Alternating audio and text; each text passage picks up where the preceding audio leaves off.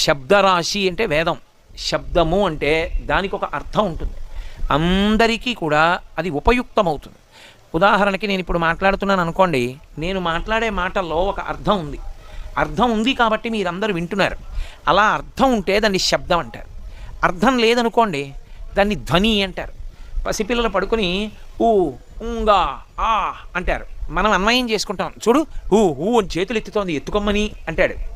అసలు అలా అందుకు అందో లేదో ఎవరికి తెలియదు, వీడు అనుకుంటున్నాడు అంతే. సంతోషం కొద్దీ తాతగారు అలా పెడుతుంటే ఆ మనవడు చూసి అన్నాడు. చూడవే నన్ను ఎత్తుకోమని ఎలా అల్లరి చేస్తున్నాడో, మడిబట్టతో ఉన్నాను రా ఇప్పుడు కాదు అంటాడు. ఈయనన్నది వాడికి అర్థమైందా, వాడన్నది ఈయన అర్థం చేసుకున్నాను అనుకున్నది నిజమో కాదో ఎవడికి తెలుసు, అది తెలియదు. అది ధ్వని అంటారు. అంటే అర్థం లేకపోతే ధ్వని కాకుండా అది అర్థ ప్రతిపాదకమైతే శబ్దం. అందుకే లోకంలో భయాన్ని ఉద్వేగాన్ని కల్పించేటటువంటి ధ్వనిని ఉత్పన్నం చెయ్యరు భారతీయ ధర్మంలో.